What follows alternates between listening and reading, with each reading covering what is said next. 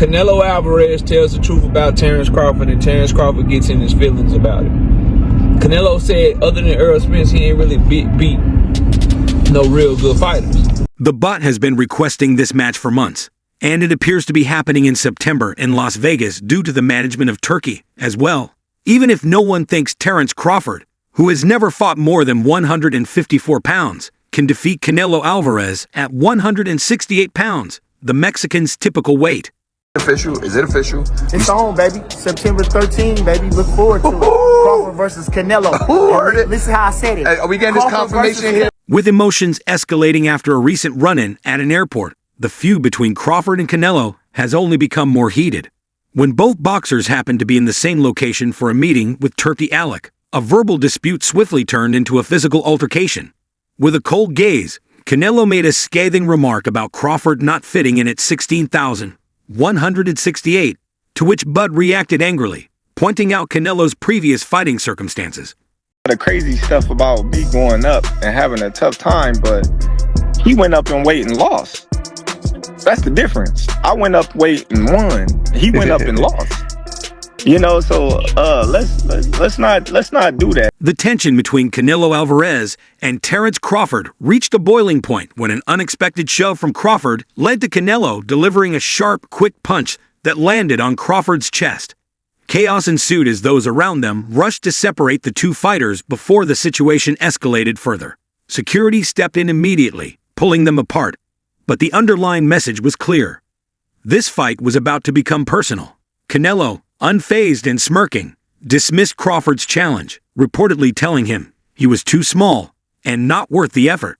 However, insiders close to the situation suggest that the confrontation didn't end there.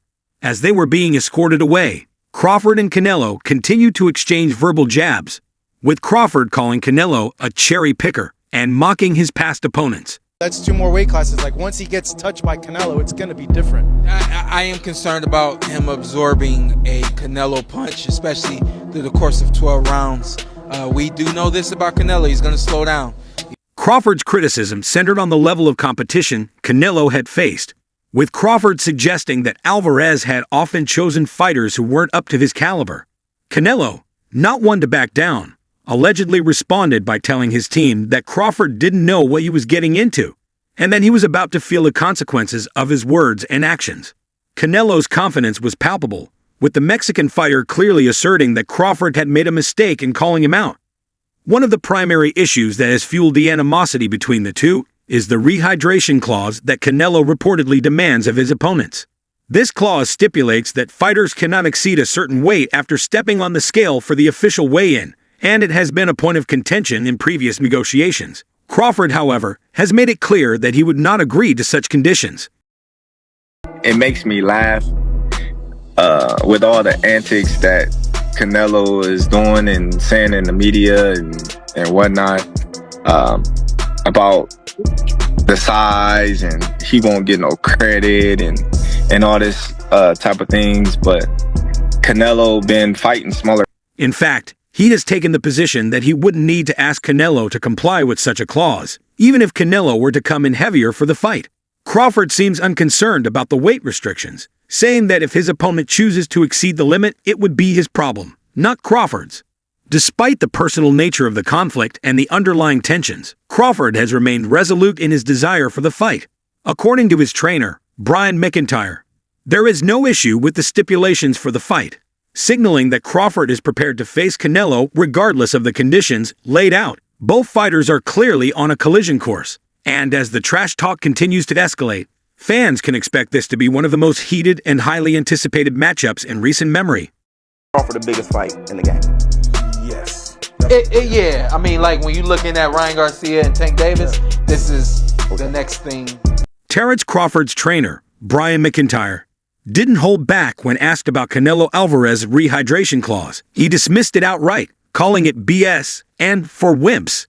McIntyre expressed his belief that boxing is about skill, and that fighters should compete without restrictions once they step on the scale and agree to the fight. You stepped on the scale, you gave the weight, and no matter how much you come back after you accepted the fight. So let's get in the ring and fight like men. Eso.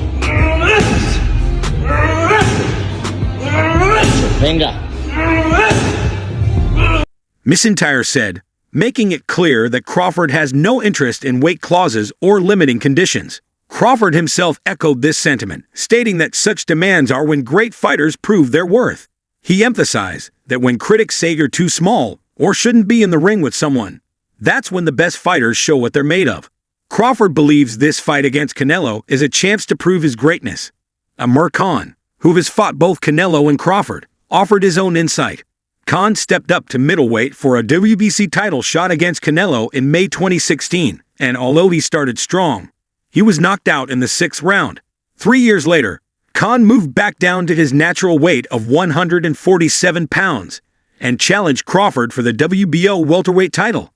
Again, it was a similar story. Crawford dominated, knocking Khan out in the 6th round. Crawford could beat him because Crawford is a big 147 fighter and is strong as well, which a lot of people don't give him the credit for. I think that fight, if it does happen, as long as Crawford stays away and just... Now, as Canelo and Crawford look set to meet later this year, fans are eager for the high-stakes showdown between two of boxing's best. But Khan believes there's another fighter who hits even harder than both of them, leaving the question of who truly hits the hardest in boxing still up for debate. Get his big bank and get out. His big bank is who? Canelo. He willing to take that gamble, see if he can beat him. If he beats him, he may go fight Benavidez next. If he don't beat him, he say, okay, I took it as high as I could go. I'm done. Amir Khan recently shared his experience on the Hat Live podcast, naming Marcos Maidana as the most powerful fighter he has ever faced in the ring. Reflecting on their 2010 bout, Khan described Maidana as a beast, recalling that he couldn't remember much from the first round. There's nothing Crawford brings to the table Canelo hasn't seen. He's seen his boxing ability. He's seen speed. There's nothing that he don't have. He's seen Mayweather, man. He's seen Lara. He's seen all these guys. I mean, nothing he brings at a smaller weight, too, coming back up. Now, let's switch it to the other side. Has Crawford seen any... The fight was a blur, Khan said, adding that he only truly recalled the details after watching the fight back on TV. Despite the blur, Khan emphasized how thrilling the fight was, noting that Maidana's power stood out. Khan explained that Maidana's punches were different from others he faced. While some fighters land shots that sting but don't really hurt, Maidana's blows had a devastating effect. Am I hearing that right? He wants full smoke at that, with it. Let's go, man.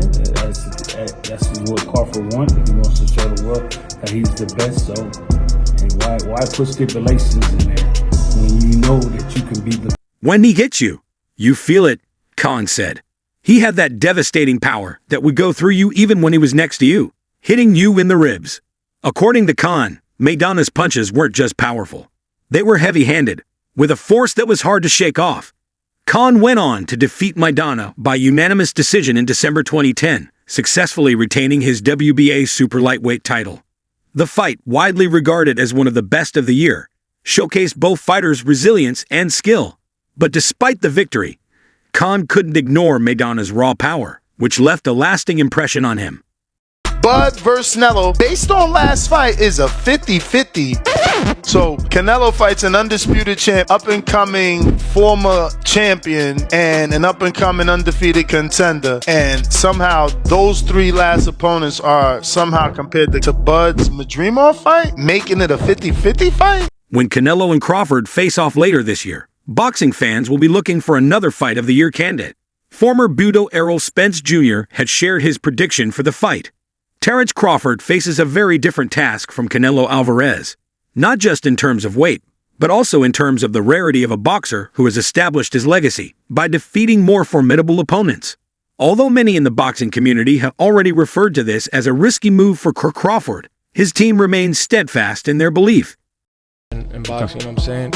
And Terence Crawford is a legend. He's great. He's a great fighter. The only thing I see that I favor Canelo is that, you know, is his weight. Yeah. And that he's more bigger. You know what I'm saying? That's the only thing. But as far as skill set wise, IQ, I feel like Crawford can match anybody and probably do. Years Canelo has a reputation for managing the tempo of a fight and using constant pressure to defeat opponents. He has withstood blows from strong punchers like Dmitry Bivol, Sergey Kovalev, and Gennady Golovkin without breaking. demonstrating his unparalleled resilience. Critics think it will be the decisive element. But Crawford has never met a competitor who can exert that level of consistent force throughout 12 rounds. Nevertheless, many inside then a confrontation of this scale. Crawford contends that factors other than strength and size are important. Canelo has severely slowed down and displayed obvious indications of weakness in previous battles.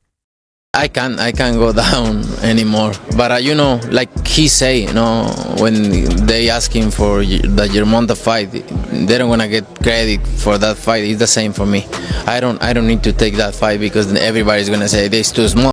Canelo Alvarez's performances against Jermall Charlo and Edgar Berlanga have raised questions about his dominance, fueling confidence within Terence Crawford's camp. Despite winning both fights, Canelo failed to secure knockouts, particularly against Charlo, a naturally smaller fighter who remained overly cautious throughout. More telling was Canelo's less than dominant performance against Berlanga, who, despite lacking elite skills, managed to land clean shots. This has led Crawford's team to believe that if someone like Berlanga could have moments against Canelo, then Crawford, an arguably superior boxer, could capitalize on those opportunities. Crawford's ability to break down opponents both mentally and physically is one of his key strengths. His tactical adjustments and fluid stance switching make him a difficult puzzle for anyone, and his versatility can present serious problems for Canelo, whose methodical counterpunching style often relies on exploiting openings rather than overwhelming opponents with volume. Crawford's unpredictable movement and ability to change angles could disrupt Canelo's rhythm in ways that few opponents have managed. With these factors in mind, Crawford's team is confident that the matchup is far from a foregone conclusion, and that Crawford's skills can outmaneuver Canelo's more traditional approach.